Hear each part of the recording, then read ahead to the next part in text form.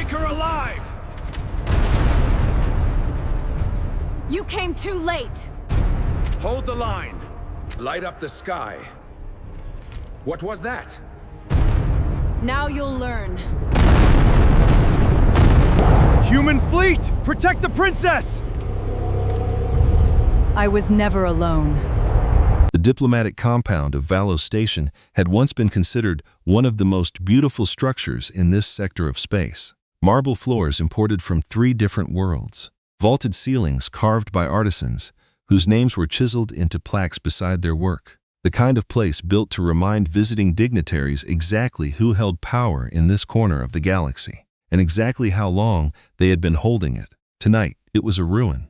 Emergency lighting bathed the fractured corridors in dull amber pulses that made everything look like it was bleeding. Plasma fire had chewed through the ornate wooden doors at the eastern wing entrance. The ceiling above the main atrium had partially collapsed. Somewhere in the distance, something was still burning, and the smell of scorched timber and ozone hung in the recycled air like a bad memory that refused to leave. 273 elite soldiers had entered the compound 40 minutes ago. They worked for a private contractor called the Obsidian Covenant, and their reputation preceded them the way a thunderstorm precedes itself. You heard about them long before they arrived. They had toppled governments, ended bloodlines. Entire planetary councils had surrendered their seats simply because the Covenant had accepted a contract against them. These were not men and women who were accustomed to things going badly. Ethan Voss was making things go badly. He moved fast and low through the eastern corridor, his left hand locked around Princess Lyra's forearm, pulling her forward at a pace that left no room for hesitation. His boots connected with the floor in the controlled, measured rhythm of someone who had been moving through dangerous spaces for a long time. Firm enough for traction, quiet enough to not announce position. The rifle in his right hand was an ugly thing, dull gray, blocky, with no sweeping curves or aesthetic consideration of any kind. It was a kinetic repeater, built to throw dense tungsten slugs at speeds that the broader galactic community generally considered unsophisticated. Ethan considered it the most reliable object he owned. Behind them, something detonated, not close enough to matter, but close enough to feel in the chest. Lyra stumbled. The ceremonial gown she had worn to the reception, heavy luminescent fabric that had been specifically designed to project authority and grace, caught on the broken edge of a collapsed pillar. She gasped, the sound sharp and involuntary in the narrow corridor. Ethan did not slow down. He reached back without looking, grabbed the snagged fabric with 2 fingers, and tore a long strip free. He used the motion to pull her upright and forward in the same movement, never breaking stride. "My guards," Lyra said. Her voice was low and steadier than most people would manage under the circumstances, but there was a tremor underneath the control that she could not quite suppress. She glanced back toward the atrium without slowing her feet, the one stationed at the east entrance. "Did any of them?" "No," Ethan said. He did not elaborate. There was nothing useful to elaborate on. "All of them?" she asked. "All of them. Stay off the center line of the hallway." He nudged her gently but firmly toward the right-hand wall and positioned himself between her and the long corridor at their backs. "Head on a swivel. Tell me if you hear anything from above us." Lyra pressed herself against the wall and kept moving. Whatever she was feeling, she kept it behind her eyes. Ethan noted that with something that was not quite respect, but was very close to it. He had worked with dignitaries before who fell apart when the situation turned. She was not falling apart. What she was doing was slowing down slightly every few steps to look back over her shoulder. "Stop looking behind you," he said. "What's back there is already done. Focus forward." "You killed them," she said. It was not an accusation. She was processing it aloud, working through the arithmetic of the last 40 minutes. "Some of them," he said. "Not enough of them. Keep moving." 2 floors below the corridor where they ran, a man named Marcus Dravon stepped over the charred remains of the compound's perimeter security force and did not give them a second glance. Marcus wore a form-fitting suit of matte black composite armor, layered and precise in the way his employers preferred. Effective, yes, but visually considered as well. There was a philosophy behind the Obsidian Covenant's presentation that had been carefully cultivated over decades of work. He carried a plasma carbine with a custom housing, and he carried it with the ease of something so familiar it had long since stopped feeling like a weapon and started feeling like an extension of his hand. The bodies of the royal guard lay around him in the postures of final urgency. These had been trained professionals, selected after years of service and rigorous evaluation. They had lasted just under 3 minutes. Perimeter is sealed, a voice said in his earpiece. Orbital jammers are running clean. No outgoing signals from this hemisphere. We have them pinned in the northern section. Understood, Marcus said. He touched the side of his helmet and brought up a thermal overlay of the compound. Amid the spreading heat signatures of various fires, 2 distinct readings were moving quickly toward the lower sublevels. One moved in small, irregular bursts, hesitant and reactive. The other moved with an economy and consistency that Marcus recognized immediately. He had seen it before, in a specific kind of person. A scanner tag populated beside the larger signature, Human, Diplomatic Liaison. Ethan Voss. Marcus produced a short sound that might have been a laugh. They left a human to watch the air, he said, mostly to himself. A diplomatic attaché. A liaison. He shook his head once, slowly, in the manner of someone cataloging a peculiarity. The council must be desperate. He signaled his lead squad with 2 fingers. Push forward. Corner them at the vault. Let the human shoot his little metal slugs at you. Then finish him clean. I want the princess in one piece for the broadcast. He followed his team into the lower corridors with the unhurried confidence of a man who had already written the last page. Up on the 3rd floor, Ethan hit the steel service door with his shoulder and felt it give. The automated servos had been damaged in the initial breach, and he had spent the first 10 minutes of the assault cataloging which doors were still functional and which were dead weight. He shoved Lyra through the gap, stepped in after her, and turned back to cover the corridor. He had maybe 3 seconds before he heard it. A high, thin whine, the kind that a plasma bolt makes when it is already most of the way to its target. He dropped. The bolt passed close enough that the heat registered on his cheek, and the wall behind him ceased to exist in that spot. A fist-sized crater blasted into the stone with the edges glowing orange. Fine residue of molten material scattered across the back of his armor plate. He did not flinch. He raised the rifle, scanned the corridor, and found what he was looking for. A slight distortion in the air, roughly 30 meters out. Cloaking fields were not truly invisible under these conditions because the optics worked by bending ambient light, and light could not tell you anything about a solid object that was not emitting any radiation of its own. He had learned this a long time ago. He fired twice. The first round struck the kinetic shield the assassin was carrying and overloaded the generator in the same instant. Those shields were designed to absorb and redirect energy across a dispersal field. They were not designed to absorb a dense mass of metal moving at several times the speed of sound, because no one who built them had considered that a serious threat. The second round caught the figure's center mass. The cloaking field flickered and dropped like a curtain cut from its rod, and the assassin went down hard, struck the far wall, and did not get up.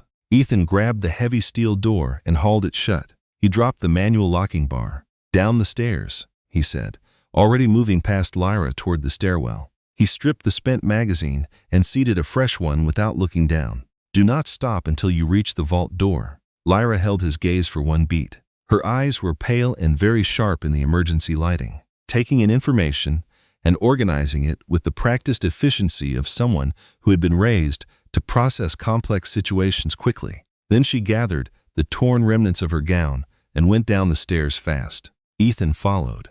His boots made almost no sound on the metal grating. He ran the numbers without intending to, because running numbers was what he did when everything else had been stripped away. 270 plus hostile personnel distributed throughout the building. 1 secure vault. No outgoing communications. 1 rifle. 4 magazines remaining. 2 sidearm magazines. And 2 fragmentation grenades. The numbers were not comfortable, but bad numbers and no options were 2 different things. He checked his sidearm, adjusted his plate carrier straps, kept moving. The air in the lower corridor changed as they descended, thicker, cooler, carrying the mineral smell of bedrock. They had passed below the compound's climate management systems, and the temperature differential was sharp and immediate. Lyra's breath appeared in small clouds ahead of him. She was not making unnecessary noise, which was good. She was adapting to pace and environment faster than most trained personnel he had worked with, which was something he filed away without comment. The vault door was a circular seal of solid titanium, set flush into the far wall of a short antechamber that had been excavated directly into the bedrock. Old technology, in the sense that older often meant more trustworthy. No wireless network connection, no remote override, mechanical locking system, completely isolated from every networked system in the compound.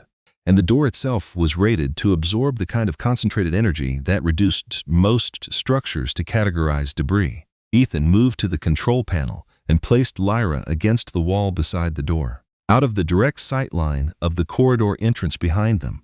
"Can you open it?" she asked. The liaison post includes emergency vault access.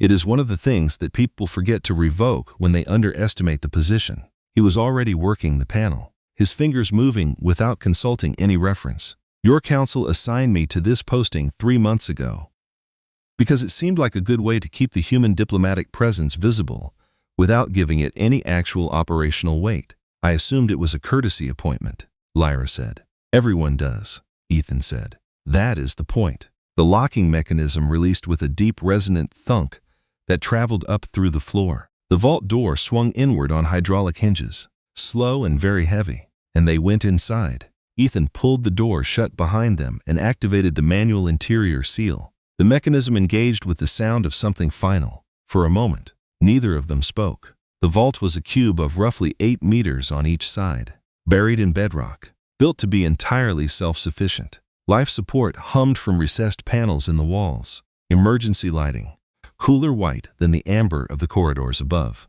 came on automatically. There was a small medical station in one corner, a communications array along the far wall, and several heavy metal storage crates near the center of the room. It smelled of recycled air and metal. Lyra let herself lean against the wall. She was visibly exhausted. Not the soft tiredness of a long day, but the heavy bone-deep kind that comes from sustained fear held tightly in check for too long. "How many are still in the building?" she asked. "At least 200 when they entered," Ethan said. He was already moving toward the communications array, stripping the casing from the secondary terminal with a tool from his chest rig. "I reduced that number somewhat in the corridors. More will have been accounted for by the time the Marines arrive." Lyra went very still. "What Marines?" "That is what we need to discuss," he said, and kept working. She watched him for a moment. Her eyes tracked the methodical precision with which he pulled fiber cables, inspected relay nodes, and connected a small, ruggedized data pad from his vest to the vault's main communication line. "They have the frequencies locked," she said.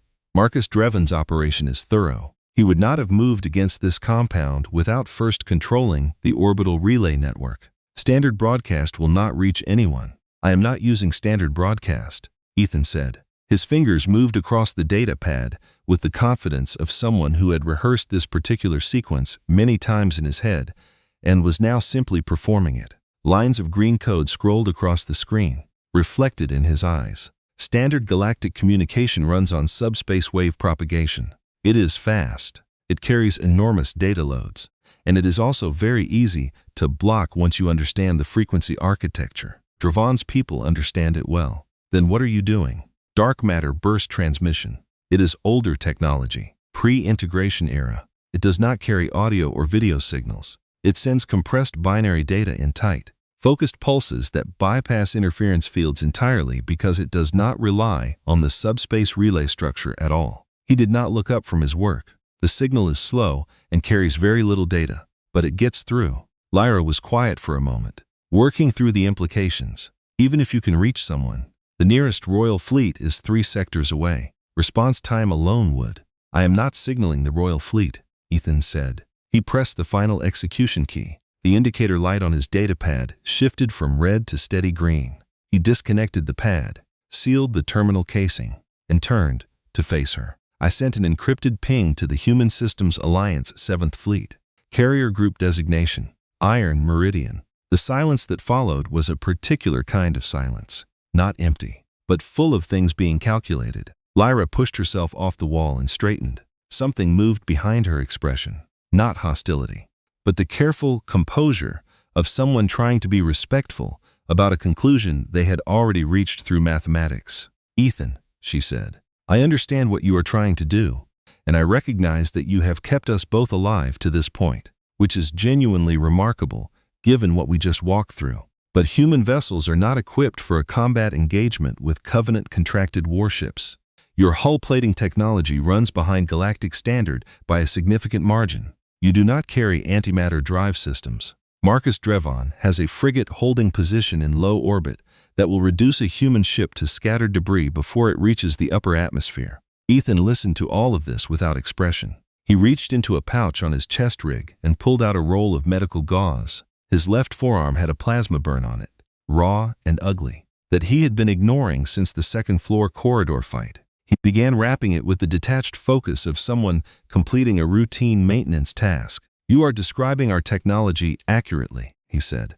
"I do not disagree with any of those numbers. Then you understand that this plan has a fundamental problem. I understand that you have spent your entire life measuring a civilization by the elegance of its engineering." He pulled the gauze tight with his teeth and tied it off. "That is a reasonable way to evaluate species that have had 5 centuries to develop consistent aesthetic standards. Humanity has not been part of the galactic community long enough to learn how to make things look refined." He met her eyes steadily.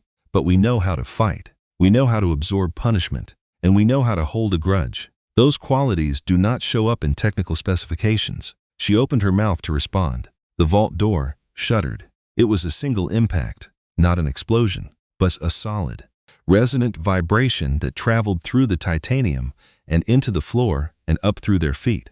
A thin fall of dust drifted from the ceiling.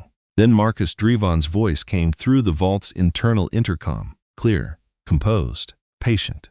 "Princess Lyra, my compliments to your companion. He has made this evening considerably more interesting than I anticipated." A brief pause. "The door you are standing behind is rated for orbital bombardment. It is an impressive piece of engineering. Unfortunately for you, I have not brought orbital munitions." Ethan checked his watch. "What I have brought," Marcus continued, "is an industrial thermal lance, the same type used in deep-core mining operations across 14 systems. It will cut through your locking mechanism in approximately 22 minutes. I wanted you to have that number, so you know exactly how long you have to think." His tone shifted, becoming almost considerate. "Here is my offer. Open the door now. Come out.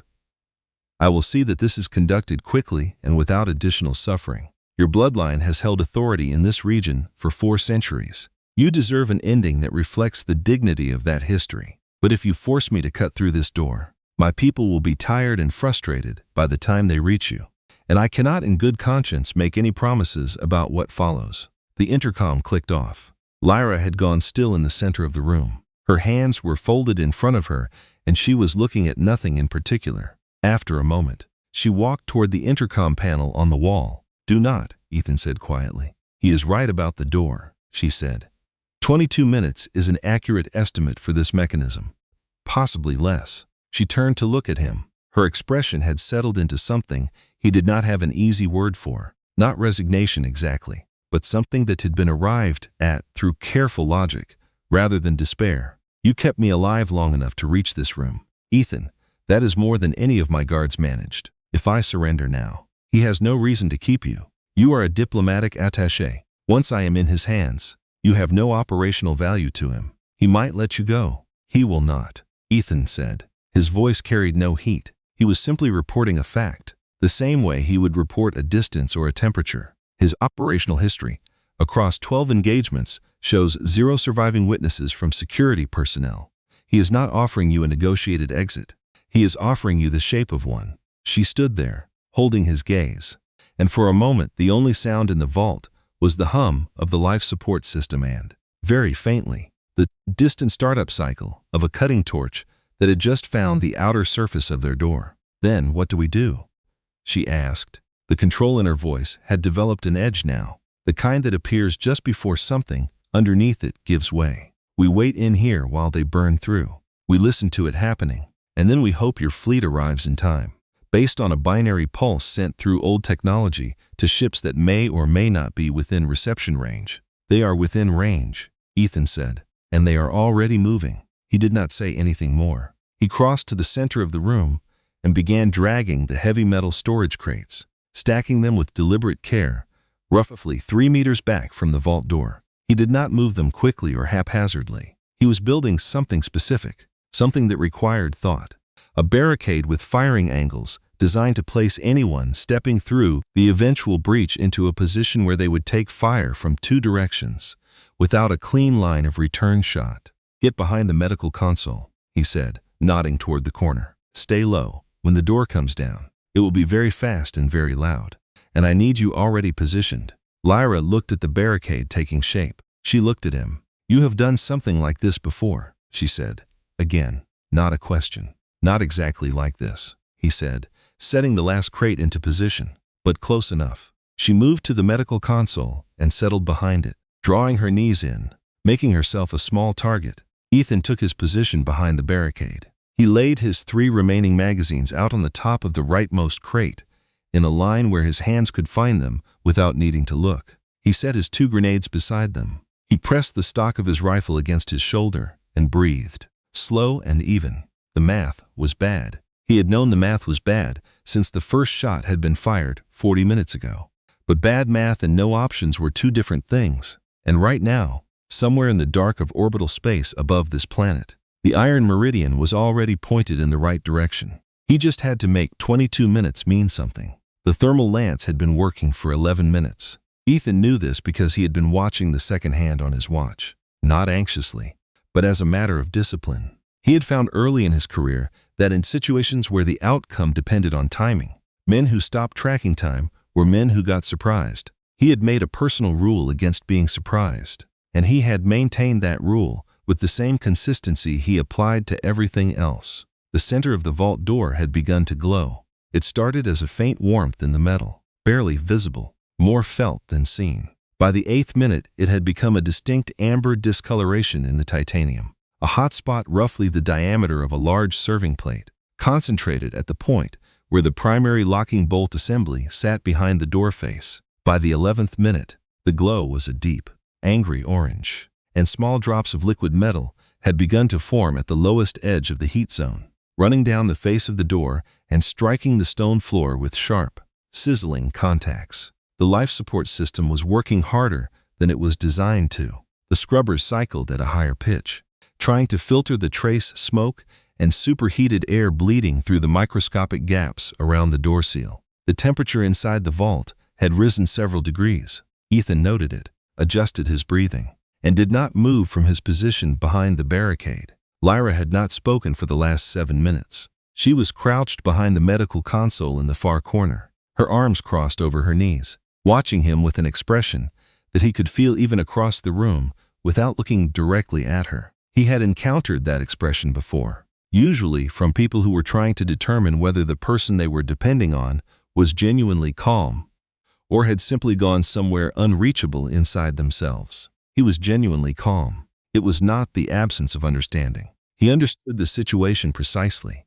It was simply that panic had no function here, and he had a strong preference for things that served a function. "Your guards," Lyra said quietly. Her voice was even, but the evenness took effort. "When they fought, earlier tonight, they were reciting something.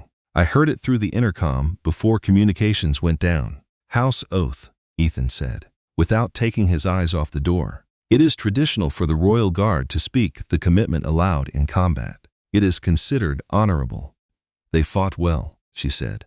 "They held the east entrance for 6 minutes against 30 opponents. They did. You have not said anything since we entered this room. Not an oath. Not a word of any kind to yourself. You have just been sitting there." She paused. "I am trying to understand what that means." Ethan considered the question for a moment. Giving it the same consideration, he would give any question worth answering. "Your guards fought with honor because honor mattered to them," he said. "It is a real thing. I am not dismissing it. But honor is a reason to fight, and I already have a reason to fight, which means I do not need to spend energy reminding myself of it."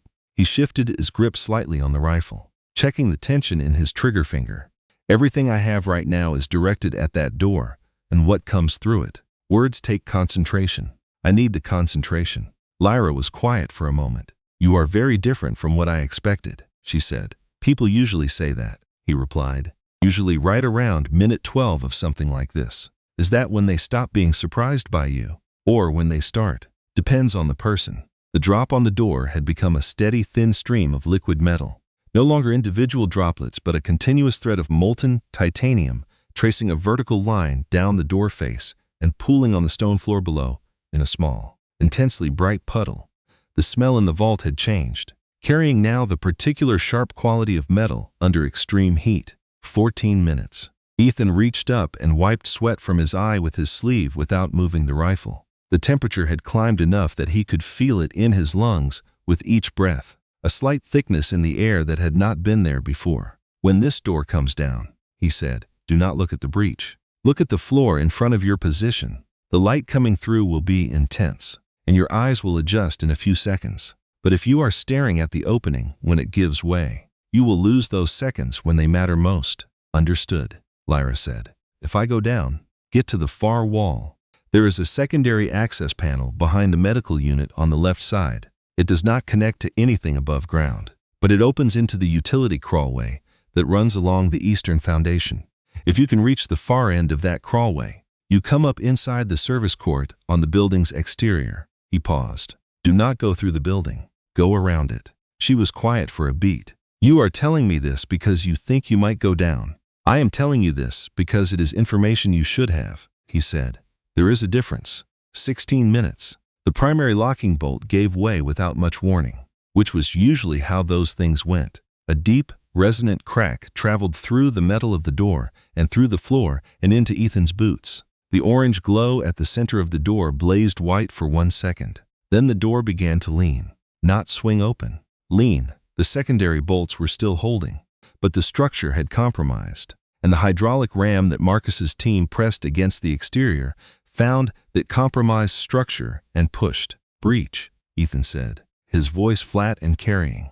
The door came inward, not sliding, not swinging, but folding under pressure. The massive circular seal buckling at the weakened center point and then giving way all at once, driven by the hydraulic ram, striking the stone floor with a concussive boom that shook the foundations of the subterranean chamber and sent a visible pressure wave through the thick air. Dust and smoke and residual heat poured through the gap together, filling the room with a gray haze in the space of 2 seconds. 3 figures moved through the smoke before it could settle. They were fast. Ethan would give them that. The first 2 came through the breach at a dead run, moving low and splitting immediately to present separate targets, their kinetic shields shimmering with a faint blue light, their plasma carbines already raised and firing into the room. The shots were not aimed. They were suppressive, designed to keep a defender's head down long enough for the third man to come through and acquire a real target. Ethan did not keep his head down. He let them step fully through the breach, waited until all 3 were committed to the room and past the point of easy retreat, and then put his first burst into the nearest shield. The kinetic shield flared, overloaded, and collapsed. The energy barrier was built on the same design philosophy as everything else the Elder races produced when it came to personal protection, specifically optimized to deflect and disperse directed energy. A tight burst of tungsten rounds moving at hypersonic speed was not directed energy, it was physics, and it did not care about the shield's dispersal field. 3 rounds struck the first figure center mass in the time it takes to exhale once. The impact carried enough force to throw the assassin into the second man behind him. Ethan shifted aim without pausing. The second figure was off balance from the collision. 1 round to the helmet. The faceplate cracked and the man went down. The third assassin had not made the mistake of following the first 2 in a straight line. He had split right immediately after entry, rolling behind the edge of a collapsed section of Ethan's barricade, putting partial cover between himself and Ethan's firing position. A plasma bolt came from that direction, close and bright, and caught the top of the barricade directly, throwing fragments of metal and melted crate material outward. Ethan ducked under the blast, pulled his right-hand grenade from the pile, pulled the pin with his thumb, and tossed it underhand over the barricade crest in a low arc. He covered his ears and opened his mouth. The fragmentation grenade in an enclosed space was a different experience than in open terrain. The pressure differential alone was significant. A sharp, compressive sensation in the chest, followed immediately by the dispersal of the blast outward in all directions. The titanium walls caught most of the shrapnel and deflected it back. The third assassin's shield caught enough of the directed fragments to buckle, and the unshielded joint sections of his armor. The articulated connections at the shoulder and knee did not survive what came after that. The man produced a sound that Ethan ended with one round. He was back behind the barricade, ejecting the spent magazine. Before the echo of the grenade had finished bouncing around the room, he seated a fresh magazine and did a quick visual inventory. One grenade remaining. 2 magazines including the one now seated. Sidearm with a full load. First wave is down, he said. His voice was the same as it had been at the start. They will not rush directly again.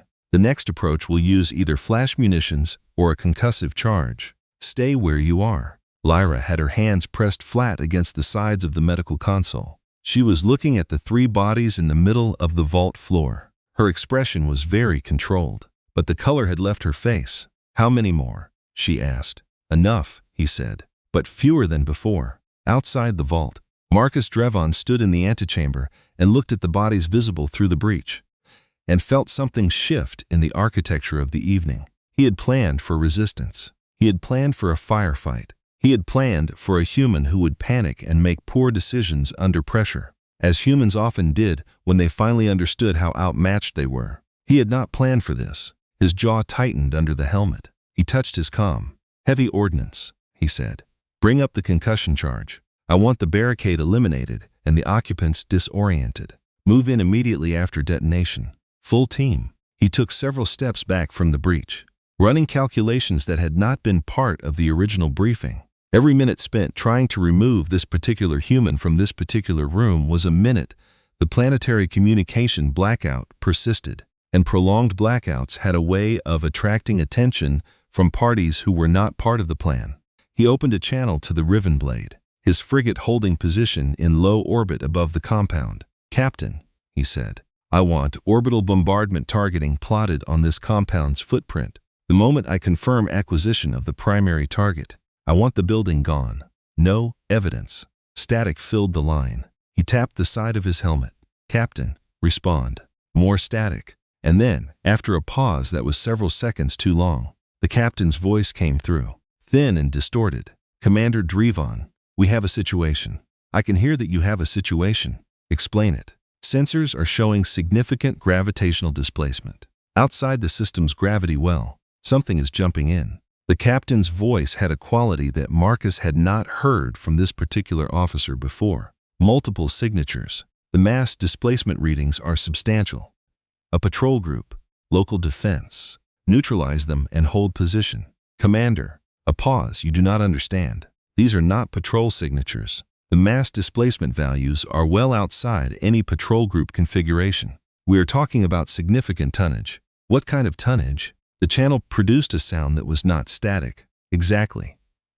It was the sound of someone on the other end of a communication discovering something while they were in the middle of reporting it. Transponder codes are non-standard, the captain said. Scanning hull compositions now. High-density armor plating across the board. No energy shielding detected on any of the contacts. Another pause. Shorter. Commander, they are human ships. Marcus went still. The antechamber was quiet around him. His team had stopped moving. One ship, he said. Destroy it. Not one ship. Commander, the captain's voice had dropped to something very close to a whisper. Sensors are resolving the full formation. 48 destroyers, 11 heavy cruisers, and there is something else. Something at the center of the formation. The mass readings are a long pause. Commander, we are being targeted. All of them. Every ship in that formation has weapons lock on us simultaneously.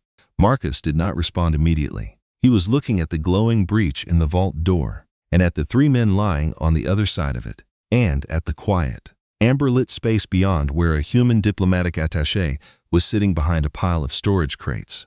A man who had sent a signal that had apparently been received. Inside the vault, Ethan felt the change before he heard it.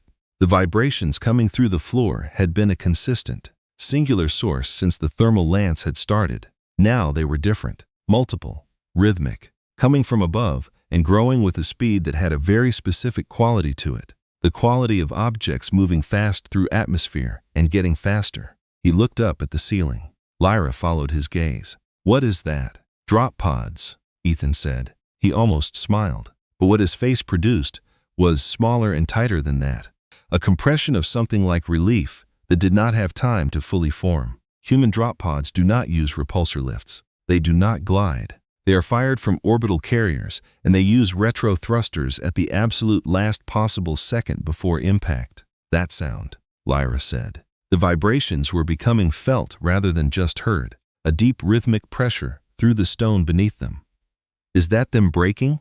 Atmosphere, he confirmed. Yes, the first impact struck somewhere above and to the north, and the entire structure of the compound shifted around it. Not an explosion in the conventional sense, but a displacement, the sudden arrival of an enormous amount of mass moving at a speed that the ground was not prepared to accommodate. The floor heaved. Dust came down from the vault ceiling in a thick, continuous sheet. The second impact came 12 seconds later. Closer.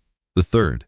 Closer still. Marcus Drevon felt the first impact through his boots and understood, in the way that someone who has spent 20 years in this business learns to understand things that are still technically in the future, that the shape of the evening had changed entirely. He looked at his remaining team. 14 people. They were elite, each of them, recruited from the best units the Covenant had access to. They were also looking at the ceiling, and at the stairwells, and at each other, in the way that people look when the tactical reality has shifted faster than their training had prepared for. Panic was a fast-acting agent. He saw it in their posture before it reached their faces. Focus on the door, Marcus said. His voice carried the particular sharpness of command that did not invite interpretation. Nobody moved fast enough. He drew his sidearm and shot the nearest member of his team through the kneecap. The man collapsed. The sound he made snapped everyone else's attention back into the room. The human fleet is not relevant. What is relevant is that we complete our contract before this building stops being a building. Bring the concussion charge forward. We go through that door now. We take the air, and we leave. Or we die in this hole without completing the work. He let that sit for exactly 1 second. Move. The charge was a cylinder, roughly the length of a man's forearm, matte gray and unadorned. It did not look significant. It did not need to. A concussion munition in a sealed space did not rely on fragmentation or heat. It created a localized atmospheric vacuum by displacing the air in the target space instantaneously, and then filled that vacuum with a shockwave of hypercompressons, air moving outward from the detonation point at speeds that turned anything not secure to a wall into a projectile. A member of Marcus's team approached the breach, reached through the gap, and set the charge on the floor inside the vault with the careful, measured movements of someone who had done this before. Inside the vault, Ethan saw it. He dropped his rifle. He covered the distance between the barricade and the medical console in 3 steps, threw his full body weight over Lyra, and pressed her down against the floor, behind the console's thick metal base. He had time to say one thing. Open your mouth. The concussion charge detonated. There was no fire, no heat. What there was pressure. A sudden absolute absence of air that lasted for perhaps 1/10 of a second, followed immediately by the return of that air at a speed and force that turned the atmosphere of the vault into a physical object. The barricade Ethan had spent 15 minutes carefully assembling became a dispersal pattern. Storage crates that massed several hundred kilograms each struck the titanium walls hard enough to leave permanent impressions in the metal. The medical console shifted 2 meters across the floor despite being bolted down, dragging Ethan and Lyra with it. The noise was categorically different from anything Lyra had experienced. It was not loud in the way that explosions are loud. It was total. It occupied the entire range of her perception for a moment that had no measurable duration, and then it was gone, replaced by a high, clean ringing that sat in the middle of her skull and refused to leave. Ethan pushed himself up from the floor. His left arm was not cooperating, hanging with a numbness from the shoulder that suggested the joint had absorbed more than it was designed to. He rolled to his back. The room was full of gray smoke and pulverized material, fine concrete dust and fragments of what had been the barricade hanging in the air like suspended sediment. Through the haze, silhouettes were moving through the breach. He reached down with his right hand and pulled his sidearm from its holster. He raised it into the smoke and fired at the nearest center mass, and the silhouette dropped. 2 more came through behind it. He had 3 rounds left in the sidearm and 2 targets, and the math was not going to resolve the way he needed it to. Then the ceiling outside the vault ceased to exist. The impact of the drop pod was not like the thermal lance, and not like the concussion charge, and not like anything Lyra had experienced before it. It was geological. Tons of pulverized stone and twisted structural metal collapsed through the ceiling of the antechamber, and the drop pod itself, a wedge of military-grade titanium the size of a ground transport vehicle, drove straight through the middle of the debris pile and into the floor. The displacement of air from the impact reached the vault through the open breach and hit Ethan like a flat wall. The drop pod did not open gently. Explosive bolts along its seam line detonated in sequence, and the access hatch came off as a single heavy slab of steel moving very fast in a specific direction. The direction was into the antechamber. The antechamber still had occupants.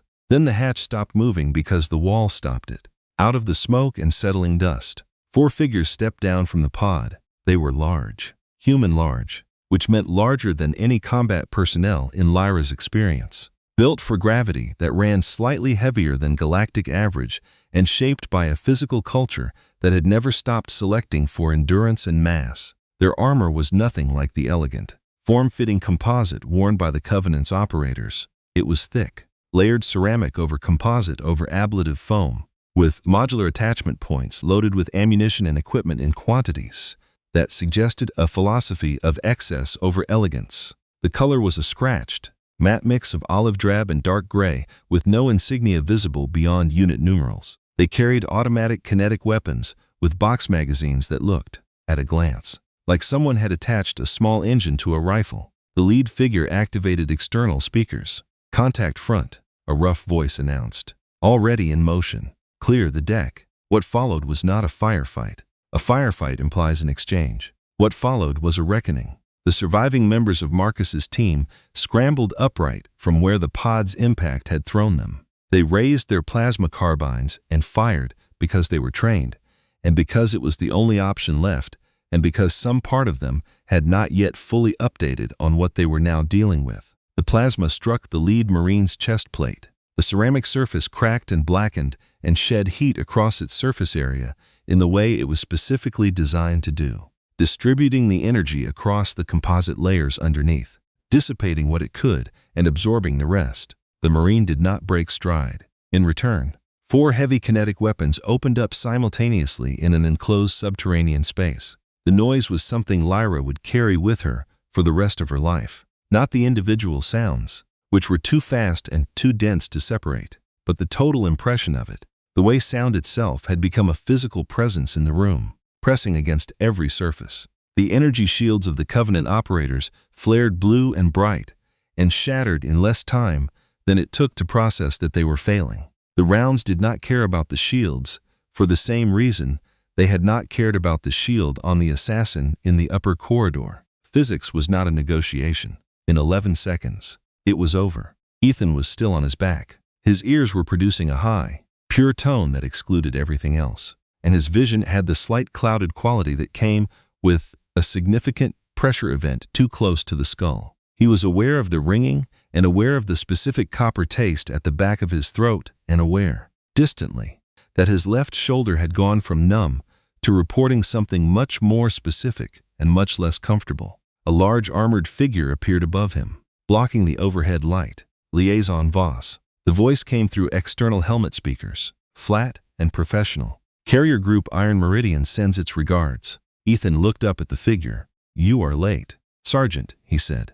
"Traffic in orbit was complicated." The Marine said, "We came as fast as the physics allowed." He reached down and offered a hand. Ethan took it. Sergeant Kane was not a large man by the standards of the Iron Meridian's Marine complement. He was 6 feet and 2 inches, which made him average for his unit. And he had the kind of build that came from doing the same, physically demanding work every day for 12 years without stopping. His face, now that his helmet was off, was angular and marked by a network of small scars that had been left there by a career's worth of close decisions. He had the particular quality of stillness that belongs to people who have spent a lot of time in situations where movement was the difference between being seen and not being seen. He had pulled Ethan upright and was now looking at him the way a mechanic looks at a vehicle that has been driven very hard. "Left shoulder," Ethan said, preempting the evaluation. "The concussion charge did something to the joint. It is functional, but I would appreciate it if nobody tested that claim. Plasma burn on the left forearm. Kane said, his eyes moving down the assessment. Right shoulder took a hit as well. You are bleeding from the ear on the left side. Pressure wave, Ethan said. It will clear. Kane did not look convinced, but he did not argue. He turned and made a hand signal to one of the other Marines, who was already moving through the vault doing a systematic check of the corners. The Marine acknowledged the signal with a nod and shifted toward the far side of the room. Lyra had stood up from behind the medical console. She was standing very straight, with the deliberate posture of someone who had decided that standing straight was the only thing she could control at the moment, and was therefore doing it with complete commitment. She was taking in the room, the bodies, the destroyed barricade, the Marines moving through the space with their weapons up and their eyes tracking every shadow. She had been educated since childhood about the species that occupied the Outer Rim territories. She had read the reports. She had attended the briefings. She understood, in the theoretical sense that education provides, that humanity was a young civilization with a great deal of raw capability and very little refinement. The briefings had used that word often. Refinement. The elder races had it. Humanity was working toward it. Someday, perhaps, but had not yet arrived. She looked at the 4 Marines and revised several assumptions simultaneously. The Covenant's operators had been refined. Their equipment was elegant. Their tactics were coordinated and precise. They had come into this compound with every tactical advantage available, and they had, in less than 2 hours, been systematically dismantled by a diplomatic attaché with a blocky rifle and 4 Marines in scratched armor who had apparently descended from orbit inside what amounted to a metal tube fired from a ship. The briefings had not mentioned that refinement was not the same thing as effective. Movement at the breach caught her attention. Marcus Dravon came through the gap low and fast. He was bleeding from somewhere above his left eye, and his composite armor had sustained enough damage that one shoulder plate had separated and was hanging by a single attachment point. He had lost his plasma carbine somewhere in the antechamber. What he was holding now was a sidearm, and his eyes moved across the room in the way that eyes move when they are eliminating options quickly and looking for the one that remains. He found it. He came upright, raised the sidearm, and put a plasma bolt into Ethan's right shoulder. The heat from a plasma bolt at close range cauterized its own wound in the instant of impact. The kinetic transfer of the shot spun Ethan around and put him on the floor. Before his nervous system had fully registered what had happened, his own sidearm struck the titanium floor several feet away and slid into the dark under the collapsed remains of the barricade. Marcus stepped over him without looking down. He reached for Lyra with his left hand. A gauntlet closed around his wrist before he made contact. The grip came from the side, out of his peripheral vision, and by the time his head turned to track it, the grip was already locked. It was not the grip of a hand. It was the grip of something that had been specifically designed and specifically built and specifically tested to close on things and not let them go. Kane's armored gauntlet, fully actuated and drawing on the servo motors in the wrist assembly, applied approximately 1,200 kilograms of clamping force to Marcus Dravon's wrist in the space of a heartbeat. Marcus looked at the hand. He looked up at Kane. Kane's visor was completely opaque. The only thing Marcus could see in it was the red emergency lighting reflected back at him, and his own face, and the expression on that face, which was not one he had produced before, and which he did not fully recognize. Kane twisted his arm. The sound was brief and specific.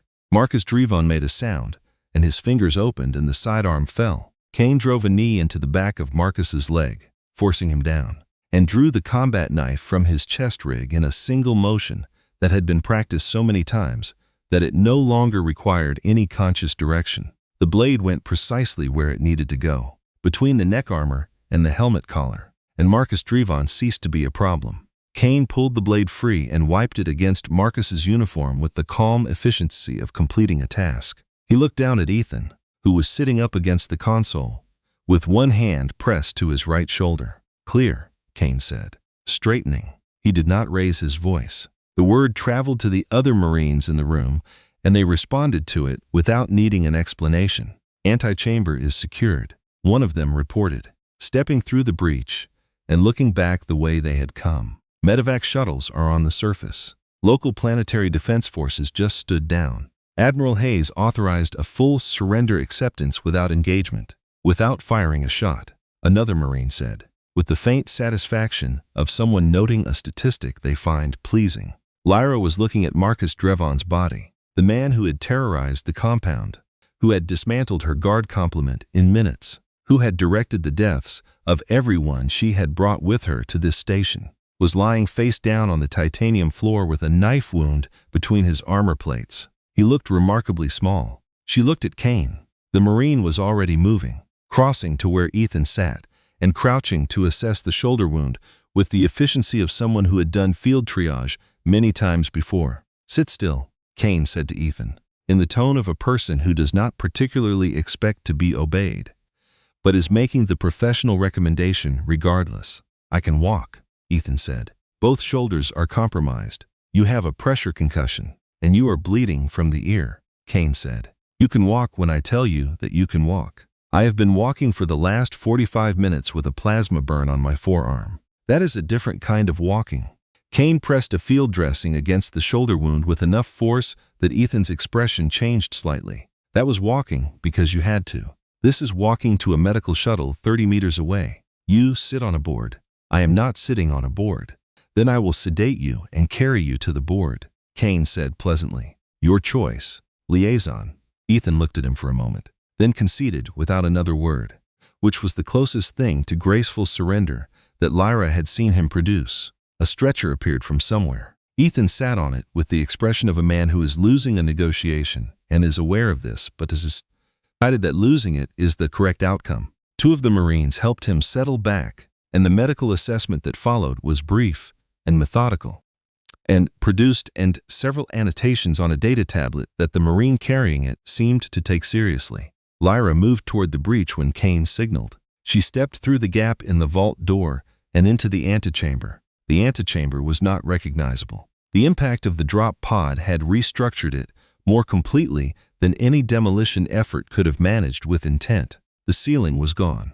Through the opening above, she could see the night sky, still faintly illuminated by fires in the upper floors of the compound, and the dark shapes of human dropships holding position at various altitudes. The grand staircase that had connected the antechamber to the main diplomatic floor was gone, replaced by the drop pod itself, sitting at a slight angle in a crater of its own making, surrounded by displaced stone and structural metal in a radius that made the entire space look like the aftermath of a geological event. Marines were everywhere. They moved through the ruins with the systematic efficiency of a team executing a rehearsed plan, checking corners, establishing positions, communicating in clipped exchanges that contained precisely the information needed and nothing more. There was no celebration. There were no raised voices. What there was the quiet, professional momentum of people completing work they had been assigned and doing it correctly. Two of them were treating their own wounded near the base of the drop pod. The injuries she could see, burns from plasma hits, fragments from structural debris, were being addressed with the same brisk competence that Kane had applied to Ethan's shoulder. Nobody was making more of the situation than the situation required. A Marine she had not seen before appeared at her left shoulder. He was young, or at least he looked young compared to Kane, with a face that had not yet accumulated the particular weathering that came with extended service in difficult places. He had his weapon shouldered and his eyes on the upper levels. "Watch your step, ma'am," he said, pointing with two fingers toward a section of floor where a length of rebar from the collapsed staircase was jutting upward from the stone at a sharp angle. "There is a lot of debris between here and the courtyard.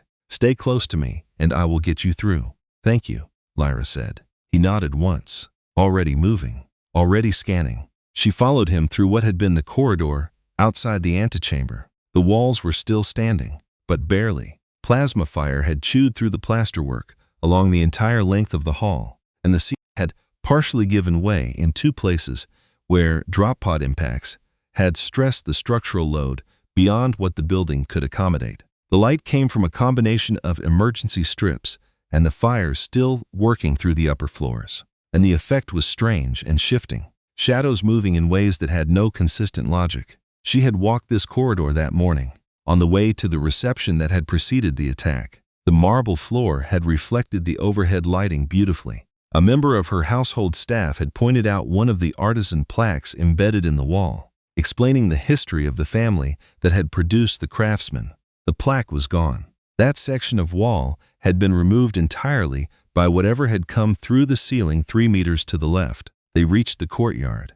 The night air hit her differently than the recycled atmosphere of the vault. It was warmer, carrying the complex smell of smoke and something else. Something mineral and ozone-edged that she eventually identified as the residue of atmospheric entry. The manicured gardens that had surrounded the compound's exterior courtyard were gone. The landing pads, elevated stone platforms designed for elegant diplomatic transport vessels, had become operational infrastructure.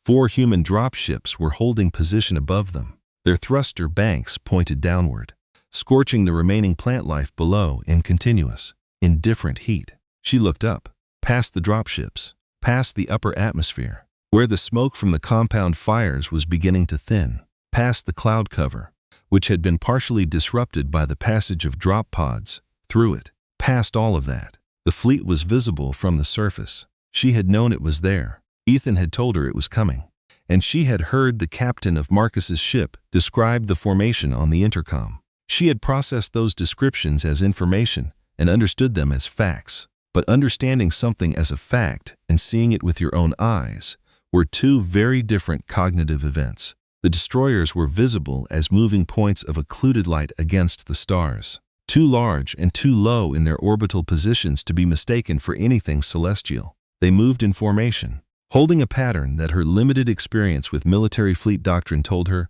was a blockade configuration between the destroyers, at intervals that suggested deliberate spacing. Heavier shapes occupied the orbital lanes, angular and massive and dark against the star field, and at the center of the formation, something that made the destroyers look small. She had been told about the dreadnought. The captain of the Rivenblade had described its mass displacement readings in a voice that she had attributed to panic. Standing in the smoke-filled ruins of the compound's courtyard, looking up at the night sky, she revised that attribution. It was not panic.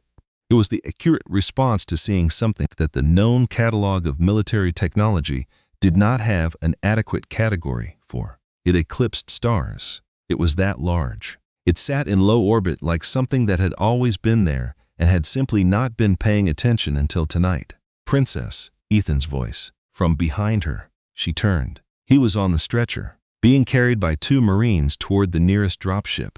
The medical team that met them at the edge of the courtyard moved with the same brisk efficiency she had seen everywhere else, cutting away the upper portion of his armor, plating to access both shoulder wounds without asking his permission or waiting for his agreement. Ethan was objecting, but without much force behind it. The adrenaline had finished burning off. "We need to move," he said, catching her eye. "The compound is not structurally stable, and we have a conversation to have before we reach the ship." She crossed the courtyard toward him. "That ship," she said, meaning the dreadnought. "What is its name?" "Iron Meridian," Ethan said. "She is the flagship of the 7th Fleet. How long has it existed?" 8 years in service, 9 in construction." He paused while the medic applied something that made his expression shift briefly. "We built her in a shipyard inside an asteroid. The elder races did not detect the construction because they were not looking for it. Because they did not believe we had the industrial capacity to build something at that scale." Lyra looked at the shape hanging in the sky. "They were wrong," she said. "People usually are," Ethan said, "when they decide in advance what someone else is incapable of." The dropship's rear ramp received them without ceremony. It was a functional space. Ribs of exposed structural framing along the walls, hydraulic lines running overhead. Hard metal jump seats arranged in 2 facing rows with cargo restraints designed for people wearing full combat armor. The lighting was flat red, the same emergency spectrum she had been seeing since the assault began, and the noise of the engines cycling up was immediate and physical, something you felt in the seat of the jump seat and in the soles of your feet rather than simply heard. Lyra was strapped in by a Marine who checked the harness twice without being asked. Ethan was secured across from her, on the stretcher, which had been locked into the deck fittings with practiced speed. Kane sat at the far end of the row, helmet back on, running through the standard post-engagement checks on his equipment with the focused attention of someone who was already thinking about the next assignment. The Marines around her were reloading magazines. running diagnostics, recording notes in field logs. One was stitching a cut on his forearm with a compact medkit and the expression of mild inconvenience, as if this were a task equivalent to tying a loose bootlace.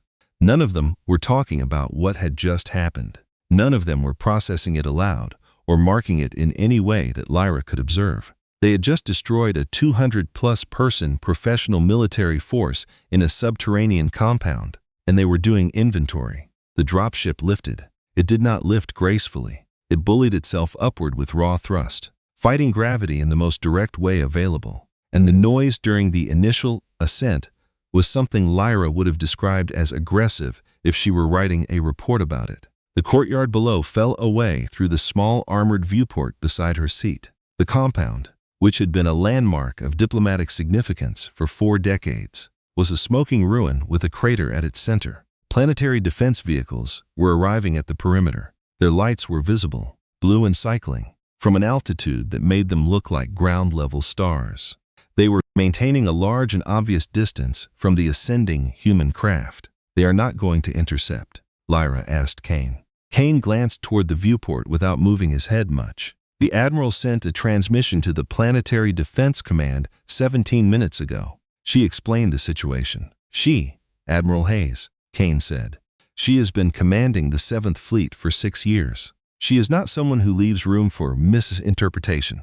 He went back to his equipment check. The defense commander stood his forces down without additional communication. Lyra looked across at Ethan. He had his eyes open, which she was taking as a positive sign, but the color in his face had not improved. "You should rest," she said. "I will rest when we reach the medical bay," he said. "There are things you need to know before we get there, and I would rather you had time to think about them before we walk into a conversation with the Admiral." Lyra settled back in the jump seat. "Tell me."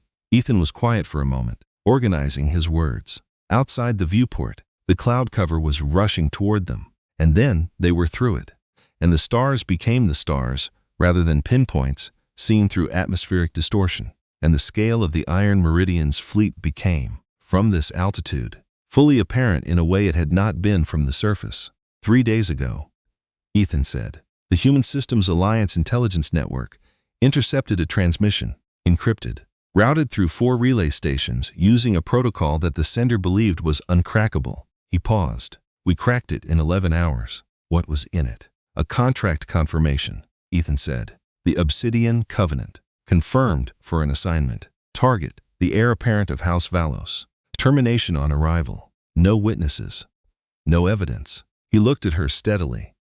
"The payment came from a private financial instrument held through 3 intermediary accounts. Our analyst traced it in 6 hours." Lyra said nothing. She was watching his face. "The originating account belongs to Chancellor Aldrich Valos," Ethan said.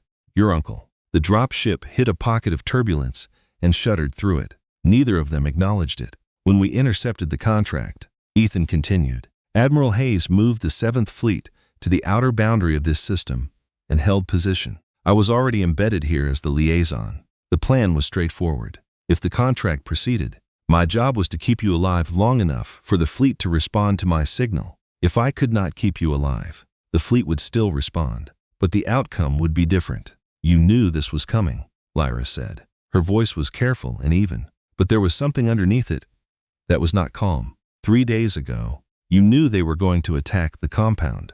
"Yes. Why did you not tell me?" "Because your counsel is compromised," Ethan said simply. "Not all of them, but enough. If I had told you what we had intercepted, protocol would have required you to report it to your senior advisors. At least one of those advisors would have passed it to your uncle, and your uncle would have changed the plan, brought different assets, chosen a different location, or simply accelerated the timeline to before we could position properly. I needed him to proceed as planned. I needed him to believe the trap he was laying was his trap." Lyra absorbed this. Through the viewport, the Iron Meridian was growing, filling more of the frame with each passing second, becoming less an abstract presence in the sky and more a specific, detailed object. She could see the individual sections of its hull plating from here, each plate massive in absolute terms, but seeming small against the whole. She could see the point defense turrets along its flanks, hundreds of them, arranged in overlapping fields of coverage. She could see the main engine arrays at the rear, 4 of them, each one larger than the compound they had just left. Your uncle transmitted a report to the High Council 40 minutes after the attack began, Ethan said. He told them that a rogue mercenary faction had breached the compound, that the planetary defense force had been overwhelmed, that you were killed in the initial assault. He paused. He provided fabricated biometric data to support the death declaration. Lyra was very still. He countersigned the succession documents 20 minutes after the report was received. Ethan continued, under emergency provisions. That was enough. The council accepted it. Your uncle is currently operating as Supreme Chancellor under emergency executive authority. The silence that followed had a quality that was different from the earlier silences in the vault. Those had been the silences of people managing immediate fear. This was the silence of someone standing in the exact moment when a fact they had been half aware of for a long time becomes fully, irreversibly real. He tried to have me killed, Lyra said. Not as a question, not even as an accusation, as a thing she was saying aloud for the first time to hear what it sounded like. Yes, Ethan said, because of the trade agreements, the reform proposals, because you were going to change things, Ethan said, and the people who benefit from things staying the same decided that was not acceptable. The dropship crossed the magnetic threshold of the Iron Meridian's hangar bay, and gravity reasserted itself with a mechanical thump as the ship's systems engaged. The noise of the engines dropped by half. Through the viewport, the hangar was visible now, a vast internal space lit in functional white and organized with the complex, purposeful chaos of a working military facility. Lyra looked at the activity below as the dropship settled toward the deck, loading equipment, moving crates, maintenance personnel in bright safety suits crawling over the hulls of strike fighters with welding tools and diagnostic equipment. A row of dropships in various stages of maintenance along the far wall, their crews moving around them. It was not elegant. It was not designed to impress. It was a civilization that had built everything it had for one purpose, and that purpose was staying alive in a universe that had repeatedly communicated that it did not particularly care whether they managed it or not. The ramp dropped. A medical team was waiting at the base of it, already moving. Before Ethan had finished arguing with Kane about whether he needed the stretcher, he needed the stretcher. He took it without further argument, which Lyra interpreted as an indication of how the last 2 hours had actually affected him. Under the surface of the calm that had not broken once, she stepped off the ramp onto the deck of the Iron Meridian. Around her, hundreds of crew members moved with the focused energy of a ship that was at full operational readiness. Several of them looked up as she passed, but the looks were not hostile. They were not particularly reverential either. They were the looks of people noting the presence of something that did not quite fit its context yet, assessing it briefly, and returning to work. Kane fell into step beside her. Medical wing is 2 levels down, he said. We will get Voss stabilized. And then the Admiral wants to see you. What is Admiral Hayes like? Lyra asked. Kane considered this for a moment, as if it were a question with more complexity than it appeared to have. She is direct, he said.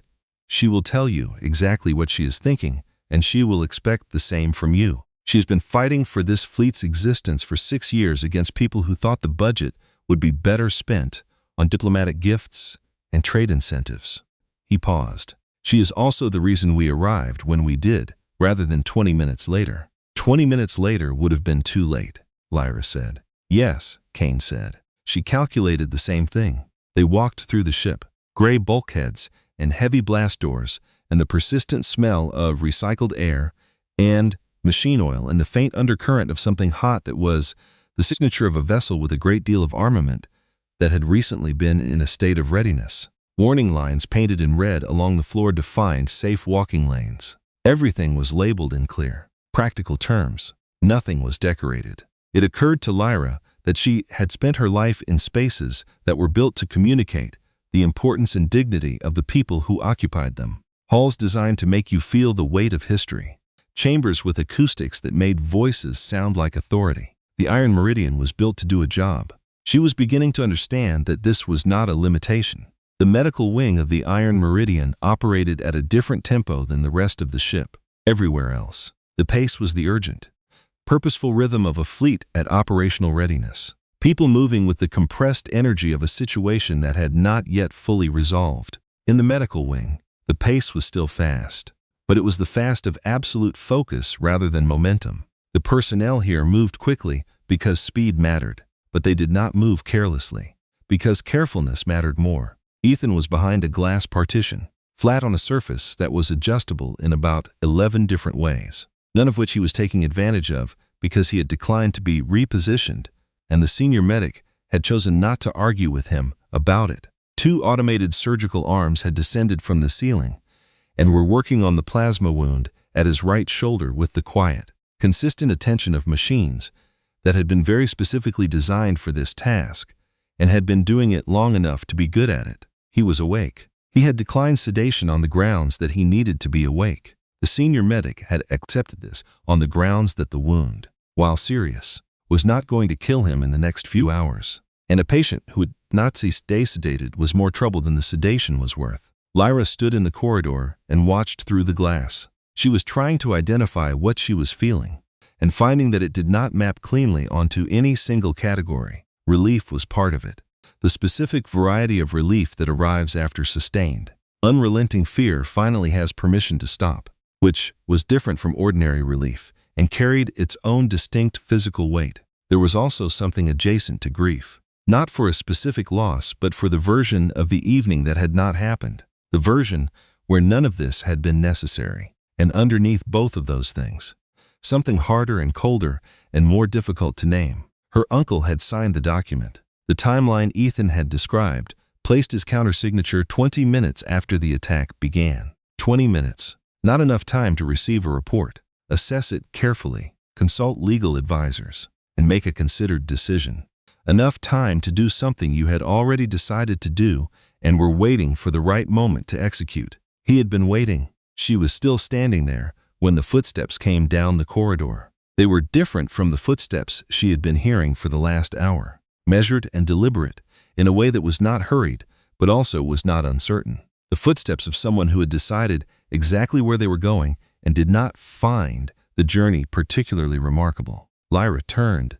Admiral Hayes was not what she had expected, which she acknowledged was partly her own failure of imagination, and partly the result of spend too long in environments where authority announced itself through ceremony. Hayes was perhaps 60, with close-cropped gray hair and a face that had been shaped by a long time of making decisions that mattered and living with the results of those decisions. She wore a dark uniform without decorative insignia. A small silver rectangle on her collar was the only mark of rank visible. She moved the way someone moves when they have learned to conserve every resource, including the energy of presentation. Her eyes were a specific shade of gray that made Lyra think of the surface of her fleet's armor plating. "Princess Lyra," Hayes said. She stopped at a respectful distance and offered a slight formal incline of her head, not a bow, an acknowledgement. "I am Admiral Elena Hayes, commanding officer of the Iron Meridian and the 7th Fleet. Welcome aboard." "Admiral Hayes," Lyra said. She straightened her spine and drew on years of training that had been designed for exactly this kind of moment. The moment when everything around you is wrong and you are expected to hold yourself correctly anyway. "I owe my life to your fleet and to your people." "That is not a small thing to say. You owe your life primarily to Liaison Voss," Hayes said, with the directness that Kane had warned her about. "My fleet provided the timeline. He provided the conditions that made the timeline survivable." She glanced through the glass partition at Ethan, who appeared to be having a quiet argument with the surgical arm about something. "He is difficult to work with in a medical context." "He is difficult to work with in most contexts," Lyra said. "Yes," Hayes said. "That is generally true of the people who are actually good at their work." She shifted her attention back to Lyra. "There are things we need to discuss. I have a briefing room adjacent to the surgical suite. Voss will be in there for another 30 minutes. And I would rather you hear this before he does, because some of it is going to be difficult, and I want you to have time to think about it." "He already told me about my uncle," Lyra said. Hayes looked at her without surprise. "He told you about the contract and the succession documents. There is more than that." She gestured toward the briefing room door. The room was small and functional. A metal table, a holographic projector embedded in the ceiling, 2 chairs. Hayes activated the projector with a tap on the wall panel, and a 3-dimensional representation of the local star cluster materialized between them in soft blue light. Stars as points of reference. trade routes as thin curved lines, fleet positions as color-coded icons. Hayes did not sit down. She stood with her hands behind her back and looked at the map as she spoke. Marcus Drevon transmitted a report to the Obsidian Covenant's command structure approximately 90 seconds before he entered the vault for the final time, she said. We intercepted it. The report indicated successful acquisition of the target and imminent completion of the contract. It was designed to trigger a series of prearranged communications. What kind of communications? The kind that confirmed your death to the parties who had paid for it, Hayes said. Your uncle's office received an encrypted confirmation at approximately the time Drevon was attempting to use you as a hostage.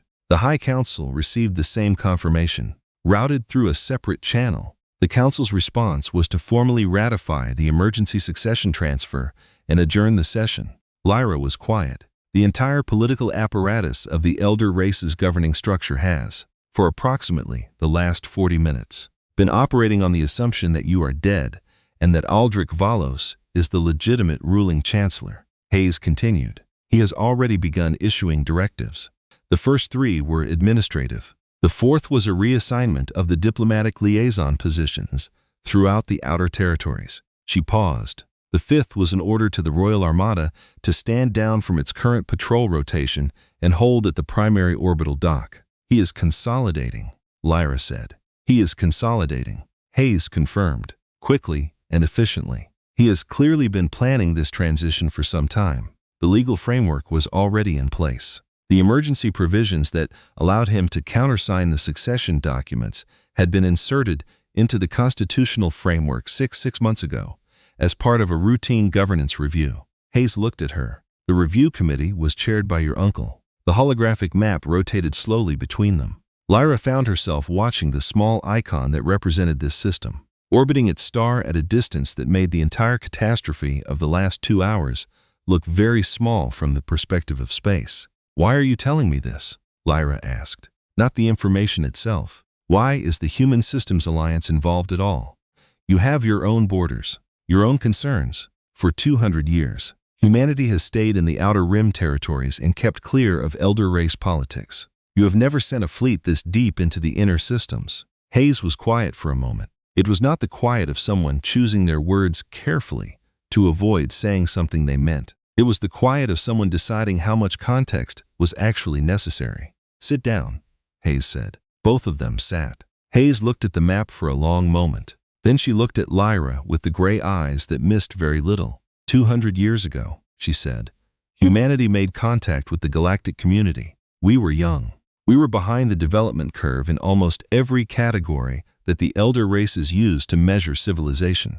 We did not have the energy technology. We did not have the drive systems. We did not have the aesthetic tradition, or the philosophical frameworks, or the political history that gave every other species in this community a basis for standing. She gestured at the holographic map, zooming out until the entire mapped galaxy was visible. The Elder Race's territory is a dense, bright cluster at the center, and humanity's territory a small, irregular fragment at the outer edge. We asked for a seat at the High Council. We were told that we had not demonstrated sufficient political maturity. We asked for access to the inner trade routes. We were told that our commercial infrastructure did not meet the community standard.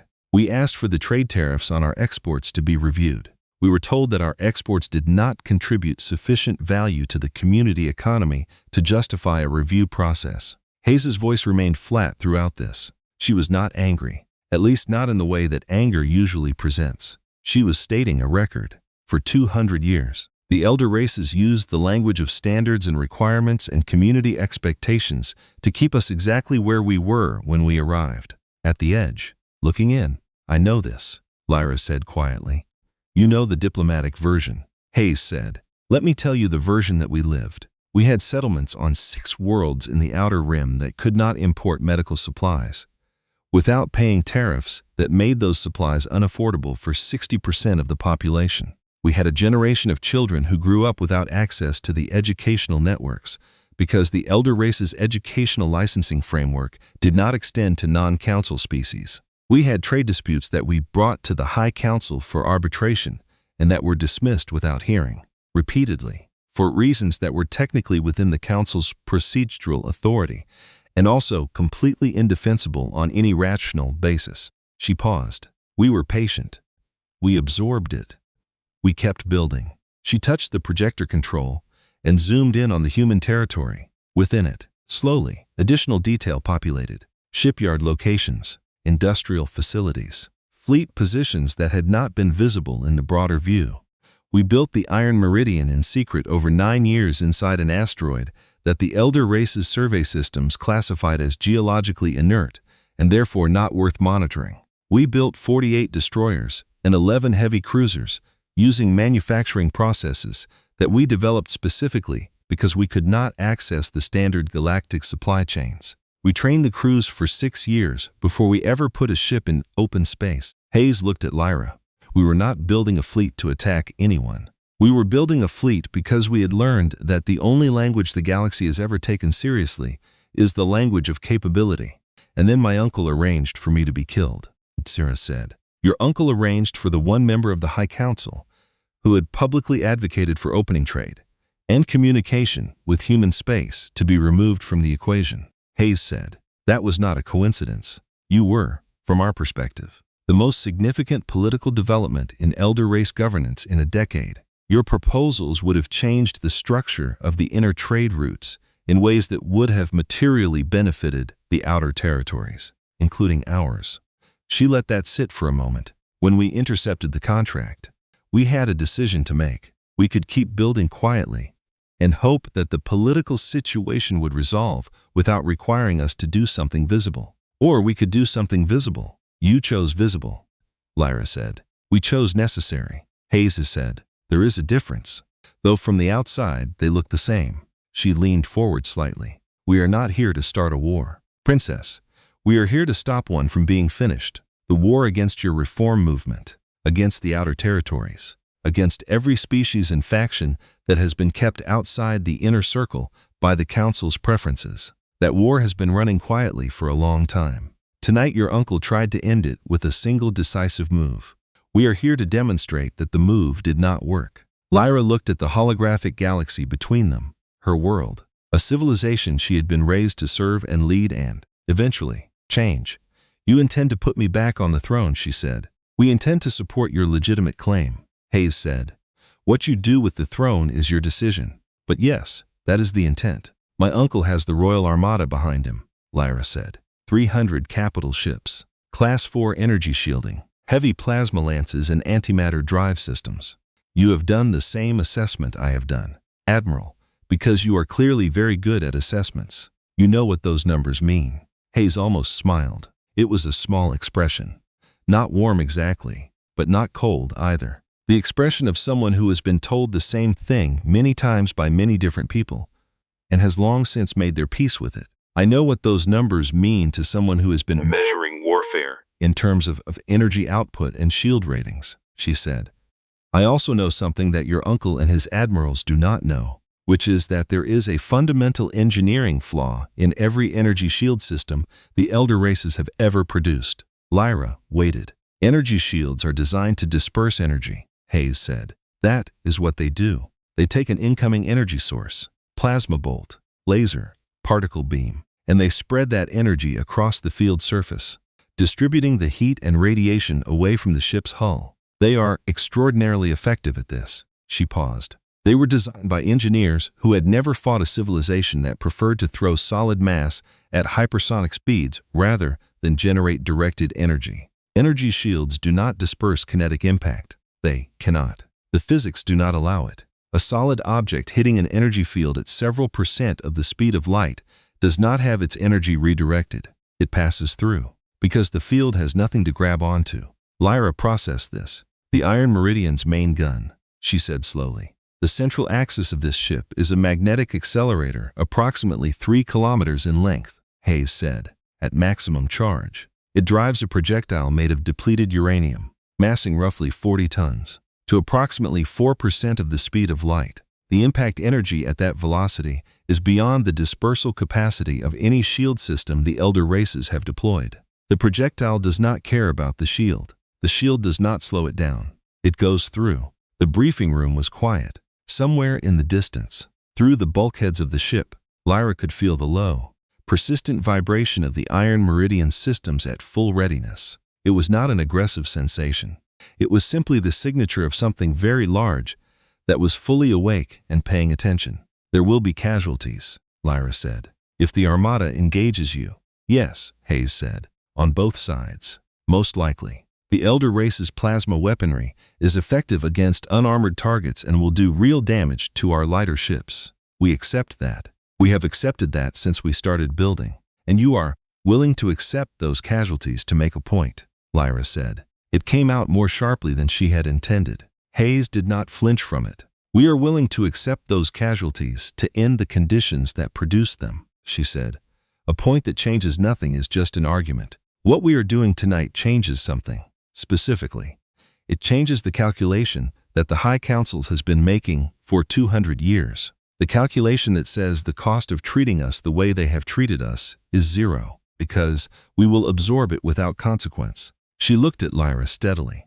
We are making the cost visible. That requires making ourselves visible. And yes, that has a price. A sound came through the ship's internal communication system. Not an alarm, but the specific sequence of tones that preceded a priority bridge report. Hayes was already standing. The door to the briefing room opened, and a communications officer appeared in the frame. Young, with the expression of someone who is delivering information that is significant and is trying to deliver it accurately rather than dramatically. Admiral, he said, the Royal Armada has left the primary orbital dock. They are forming an approach vector. Admiral Montgomery is in command. How long until they reach engagement range? Hayes asked. At their current acceleration.